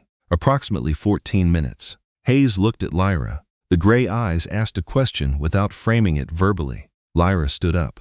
Show me the bridge, she said. The bridge of the Iron Meridian was nothing like the command centers Lyra had visited in the Elder Race's fleet installations. Those had been designed with a particular understanding of what a command center should communicate, that the people within it were in control, that the information they processed was organized and legible, that authority had a spatial expression that visitors could recognize and respond to. They had sweeping panoramic views and polished surfaces and lighting that was calibrated to project confidence. The bridge of the Iron Meridian was buried in the armored core of the ship with no windows. The tactical representation of the outside world was provided entirely by sensor feeds, projected into a large holographic display in the center of the room. The surfaces were functional. The lighting was adequate. The room was designed to allow the people in it to make accurate decisions under difficult conditions, and every design choice had been made in service of that goal and no other goal. 20 officers worked at stations arranged around the central display. They were quiet and precise in the way of people who had trained for a specific type of event and were now inside it. Lyra took her place beside Hayes at the tactical table. Ethan arrived 3 minutes later, moving under his own power despite the medical team's clearly stated preference. His right arm in a rigid support sling and his expression carrying the particular quality of a man who has decided that the situation requires him to be vertical regardless of what his body thinks about it. Kane was 2 steps behind him, which Lyra suspected was less about escort and more about being close enough to catch him if the decision to be vertical proved to have been optimistic. He took up a position beside her without comment. The 3 of them looked at the tactical display. The Royal Armada's icons were moving. 300 capital ships, each one larger than any human vessel in the fleet except the Iron Meridian itself, forming a wedge formation that had been the standard aggressive approach pattern of the Elder Race's naval doctrine for a century and a half. It was a beautiful formation in the abstract, symmetrical and deliberate, expressing 200 years of uncontested tactical tradition. They outnumber us substantially, Ethan said. He was looking at the display with the same focused calm that he had brought to everything else. In hulls, Hayes confirmed. Not in mass, not in ballistics. She crossed to the communication station. Open an unencrypted channel, she said. Broad spectrum. I want every ship in that formation to hear this. The officer acknowledged and opened the channel. Hayes leaned toward the transmitter. To the commander of the Royal Armada. This is Admiral Elena Hayes, commanding officer of the Iron Meridian and the Human Systems Alliance 7th Fleet. You are currently on an approach vector toward a sovereign human protectorate zone. I am directing you to halt your advance in power down your weapons systems. If you continue on your current heading, you will be engaged. Static held the line for a moment. Then a voice came through, sharp and cultured, and carrying the practiced assurance of someone accustomed to speaking and being listened to. Human vessel. This is Admiral Crest Montgomery, commanding officer of the Royal Armada. You have illegally entered restricted space, violated the territorial sovereignty of the High Council, and committed an act of war against the legitimate governing authority of this system. You have 60 seconds to stand down, surrender your fleet for impound, and prepare to be boarded. Any resistance will result in the destruction of your ships and the trial of your surviving crew. Hayes looked at the communications officer and drew one finger across her throat. The channel closed. They still think this is a negotiation, Ethan said quietly. They will understand shortly, Hayes said. She moved back to the tactical table. The Armada's icons were still closing. 12 minutes to engagement range. Tactical, target the lead flagship. Spin up the main gun. Depleted uranium. Maximum density load. The acknowledgement came from the weapons officer without drama. A simple confirmation that the order had been received and was being executed. Somewhere deep in the ship, in the long dark tunnel of the magnetic accelerator, electromagnetic coils began their charge cycle. The vibration reached the bridge as a low, subsonic pulse, felt more in the sternum than heard with the ears. The physical signature of something massive preparing to do what it had been built to do. Lyra felt it move through her. They're shields, she said to Ethan, quietly enough that it was a private exchange rather than a bridge communication. I understand the physics, but if we are wrong about the tolerances, we are not wrong, Ethan said. He was watching the charge indicator on the tactical display, a bar that was filling with the slow patience of a system that understood exactly how much power it was moving and was not in a hurry to move it incorrectly. The mathematics of this were worked out before the ship was designed. The shield tolerances were calculated from publicly available data on Elder Race engineering standards. The numbers have been checked and rechecked for 6 years. He glanced at her briefly. Hayes does not fire weapons she is not confident in. And if Admiral Montgomery does not stand down after the first shot, Lyra asked. Ethan was quiet for a moment. Then there will not be much left for him to make a decision with, he said. The charge indicator reached its maximum. The weapons officer looked at Hayes. Hayes looked at the tactical display. The Royal Armada's formation held its course, precise and committed. 300 ships, representing the military force that had gone unchallenged in this system for 2 centuries. Behind them, in orbit around the planet, the surface was visible as a pale curved arc of light. And on that surface, in what remained of a compound that had been built to celebrate the relationship between civilizations, a ruin was still smoldering. Fire, Hayes said. The Iron Meridian fired its main gun, and the bridge shook around them with the recoil of something that had been holding enormous force in tight constraint and had just released it all at once. The sound was a metallic concussion, followed immediately by the protest of inertial systems doing their best to compensate for the displacement of the ship's mass. Lyra grabbed the edge of the tactical table. In the silence of space outside, something moved. It did not glow. It left no trail. It was simply a mass of dense metal that had been given a direction and a velocity that placed it, in a matter of seconds, at the exact position occupied by the Armada's lead flagship. The flagship's energy shield flared, blue and bright and sudden. The dispersal field activated the moment the projectile made contact, spreading energy across its surface in the pattern it had been designed for, dissipating what it could. It could not dissipate this. The kinetic energy of a 40-ton object at 4% of the speed of light was not a number the field's architecture had been built to manage, because no one who built the field had ever imagined that number was a thing that would need managing. The shield collapsed. The projectile continued. It entered the flagship at the bow and exited at the stern, and the ship held together for exactly 2 seconds after that, long enough for the fact of what had happened to register on the sensors of every other ship in the formation. And then the compromised reactor reached its failure threshold, and the flagship became a sphere of expanding light that slowly, silently dimmed against the stars. On the bridge of the Iron Meridian, no one said anything for a moment. Then Hayes spoke. Secondary batteries, she said. Assign individual targets. Full fleet engagement. Fire at will. The battle, if it could be called that, lasted 11 minutes. Lyra would think about that number later, in the quieter hours after everything had resolved, and she would keep arriving at the same conclusion, which was that 11 minutes was not long enough to qualify as a battle in any meaningful sense of the word. A battle implied two forces in genuine contest with each other, trading capability against capability, each side holding real potential to win. What happened in the space above her home world for 11 minutes did not meet that definition. It was an education. She watched it through the tactical display. The Royal Armada had maintained its wedge formation through the destruction of the flagship, partly out of trained discipline and partly, she suspected, because the formation's captains had not yet fully processed what they had just seen.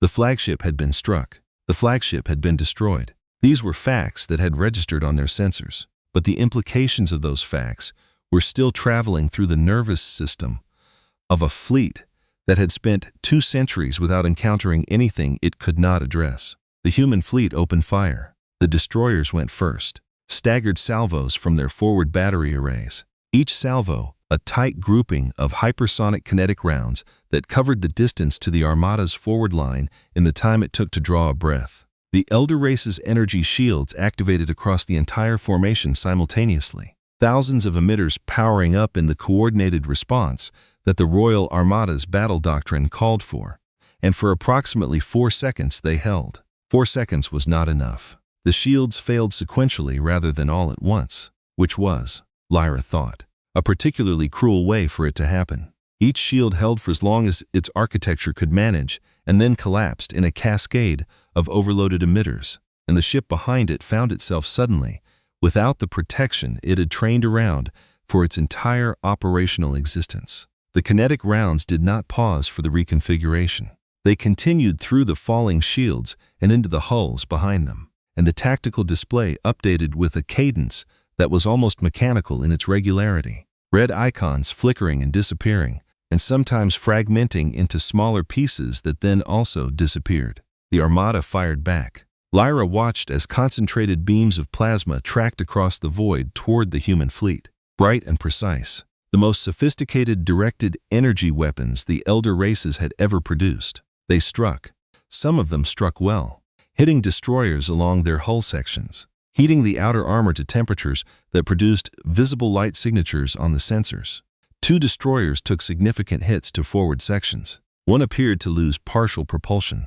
None of them stopped firing. She had understood this intellectually from Hayes's explanation in the briefing room. She had understood that human ships carried ablative armor rather than energy shields, that the armor was designed to absorb heat across its surface and shed it gradually, that the underlying structure was protected by layers of material specifically chosen for their thermal resistance properties.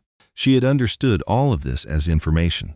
Watching a human destroyer take a direct plasma hit to its forward hull, shed the outer armor layer in a slow, glowing dispersal of material, and rotate on its axis to present a fresh surface while continuing to fire its main batteries. She understood it as a fact about the universe. The Armada began to break. It did not break all at once. It broke the way structures break under uneven stress, from the weakest point outward. A cruiser on the left flank of the formation lost its shield array in the first minute and immediately began altering its heading, its captains making an individual decision that the formation's integrity could not accommodate. 2 more ships near the damaged cruiser adjusted their own headings to avoid collision with the deviation. The wedge lost its symmetry, and once a formation like that loses its symmetry, it does not get it back under fire. Within 4 minutes, the Armada had stopped being a formation and started being a collection of individual ships, making individual decisions in close proximity to each other,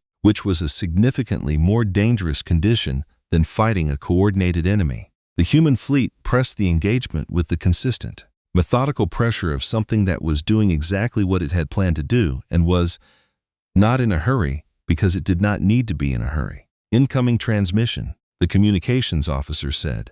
Broad frequency. It is originating from the planetary surface, not from the Armada. Hayes looked at the officer. Source: Government Relay, Capital District. A brief pause. It is identified as a priority executive channel. Chancellor's office. The bridge was quiet for a moment. Hayes looked at Lyra. Lyra looked at the tactical display.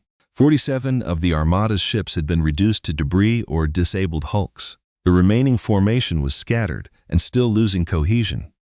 Individual captains pushing their drives to emergency output in the attempt to create distance from the engagement. The Iron Meridian secondary batteries were tracking targets with the calm patience of systems that had more ammunition than there were targets. "Put it on the main display," Lyra said. Hayes looked at her for one beat, then nodded to the communications officer. The tactical hologram contracted to one side of the display space, and in the other half, a face appeared.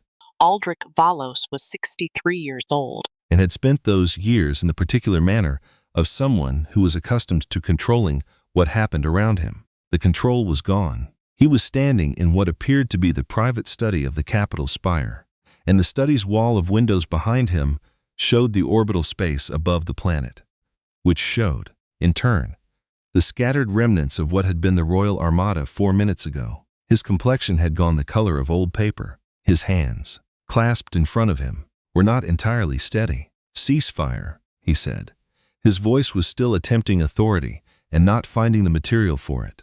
"Ceasefire immediately. I am invoking the High Council's emergency de-escalation protocol. The Royal Armada is standing down. All ships are powering down their weapons systems. This engagement is over. I demand that you, Uncle." Aldrich's voice stopped. The word was quiet. Lyra had not raised her voice or altered her posture. She had simply spoken one word into the space that the broadcast created, and the word had the effect of a door closing. Aldrich stared at her from the display. The processing of what he was seeing moved across his face slowly, like weather moving across a landscape. Lyra watched it and recognized each stage: the initial non-comprehension, the adjustment, the arrival at the explanation, and underneath all of it, finally, the thing that she had been looking for without quite knowing she was looking for it. Fear. Real fear. Not the performance of concern or the diplomatic register of a man being cautious.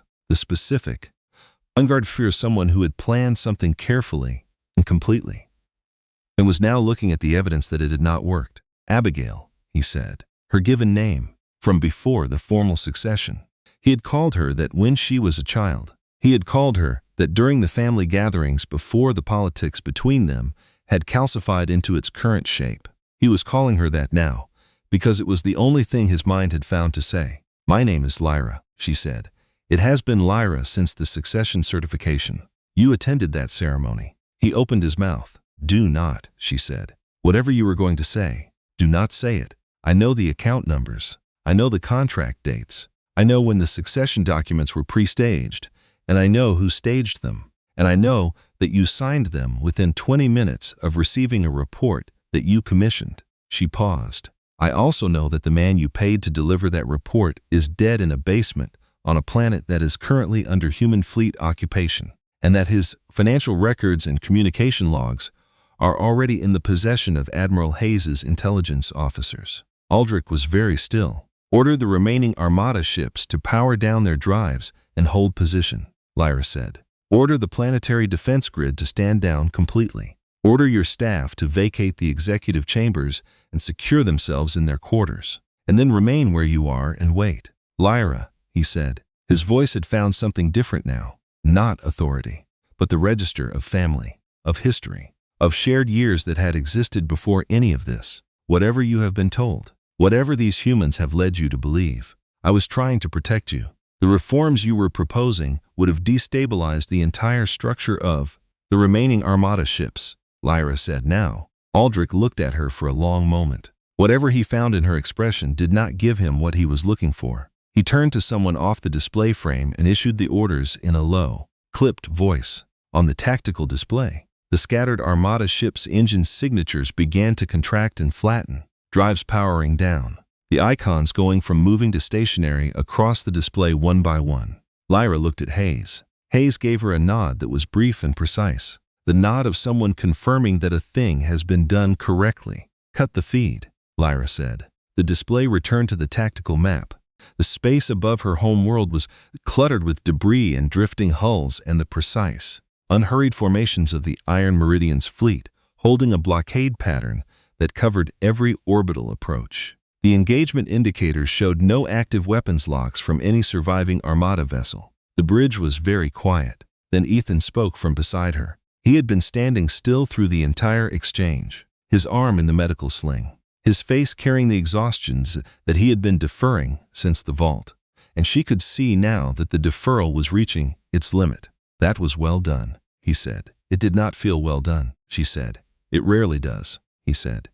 That is usually how you know you did it correctly. Hayes crossed to the communication station and began issuing a series of orders in the calm, methodical manner that Lyra was beginning to recognize as her baseline register. Marine detachments to the capital, intelligence officers to the government relay facilities, fleet positions adjusted to cover the primary orbital dock where the Armada ships were now drifting quietly. The orders came out of her in a steady sequence, each one complete and specific, requiring no follow-up. Lyra stood at the tactical display and watched her world from orbit.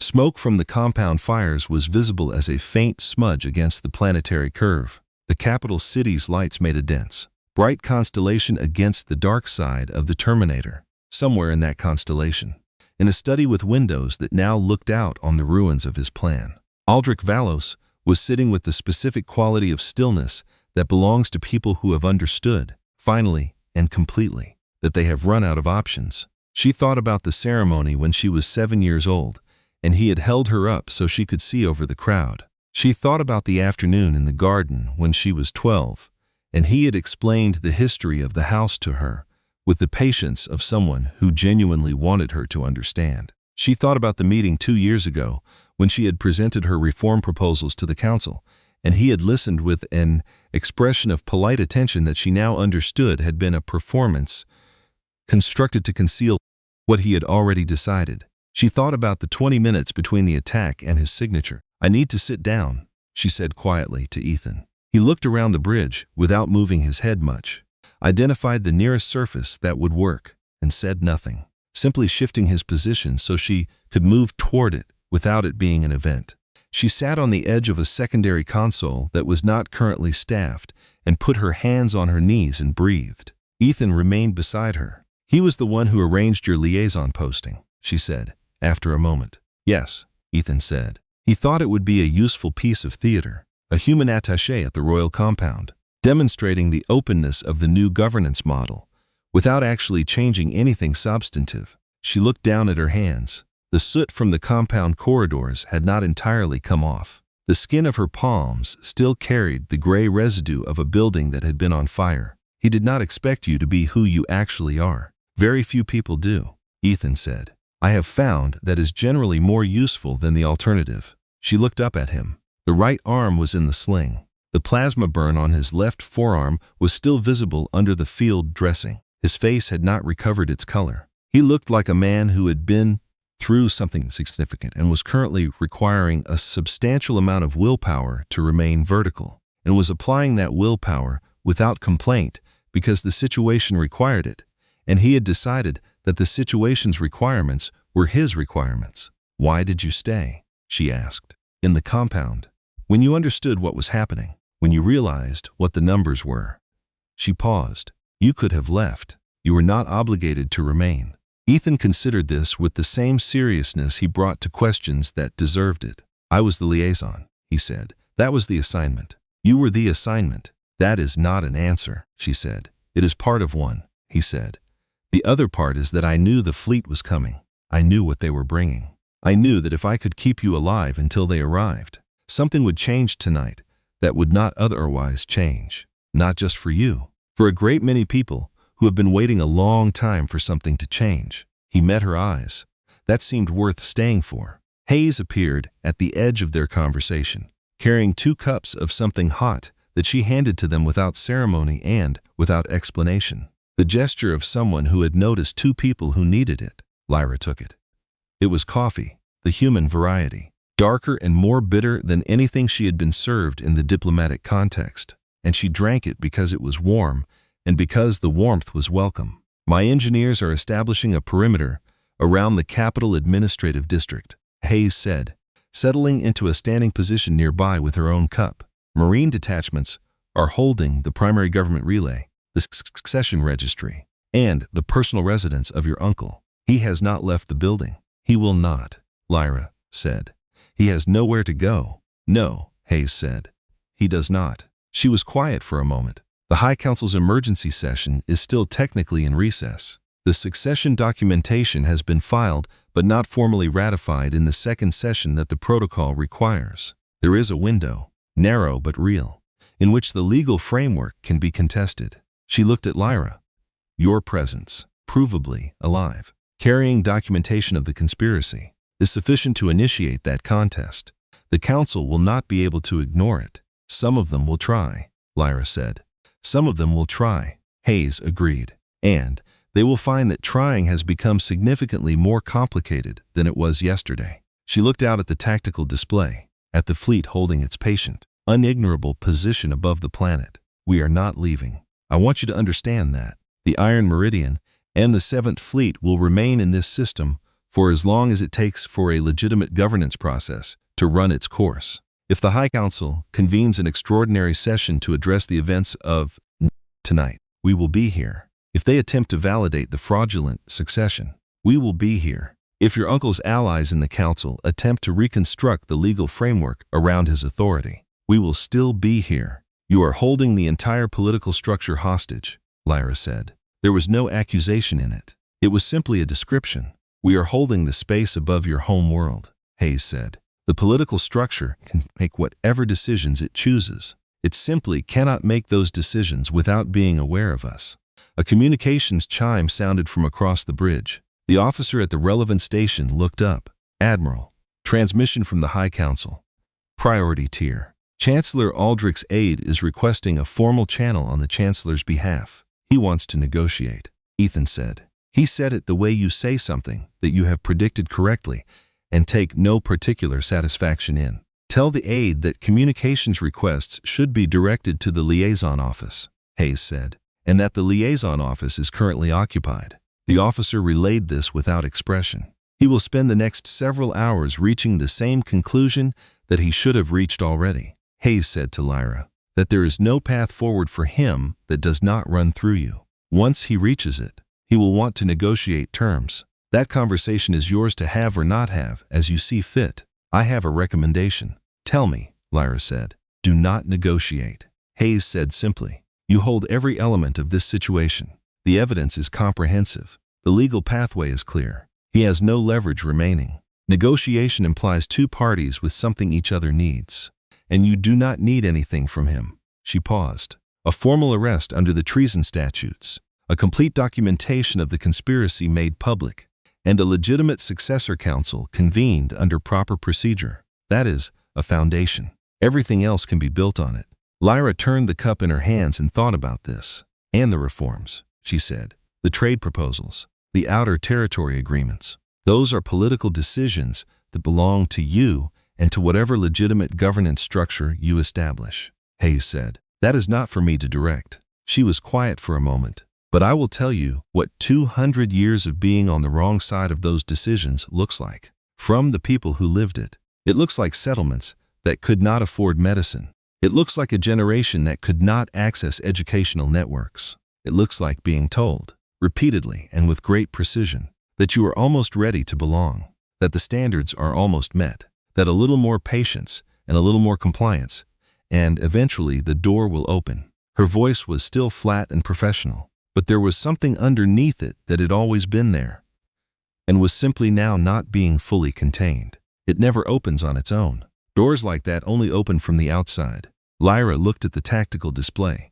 The debris field from the destroyed Armada ships was spreading slowly in the void, a thin dispersal of material that would eventually fall into the planet's upper atmosphere and burn. The human fleet held its formation around it with the patient, undemonstrative solidity of something that had been built to last. She thought about everything that had been built in the 9 years it had taken to construct the ship she was standing on. The planning, the secrecy, the sheer sustained effort of producing something this large and this capable while being excluded from every supply chain and support system that would have made the work easier. She thought about the people who had done that work, who had calculated tolerances and trained crews and rehearsed engagements without knowing when or whether any of it would be needed. She thought about Ethan, standing in a corridor on the second floor of a burning compound with a blocky rifle and 4 magazines of ammunition, and a plan that depended on a signal reaching a fleet that was already moving. After tonight, she said, things will be different. Not all at once. The council will resist, and the old families will resist, and there will be a great deal of procedural opposition dressed up as principled governance. She looked at Hayes. But the calculation has changed. You said that. The cost of the old arrangement is no longer zero. No, Hayes said. It is not. I will need time to build the political foundation, Lyra said. Legitimate time, through proper process, because the legitimacy matters. If we bypass the process, we create a different problem. Agreed, Hayes said. And I will need the fleet to remain visible, Lyra said. Not threatening, not in anyone's airspace, but present, undeniably present.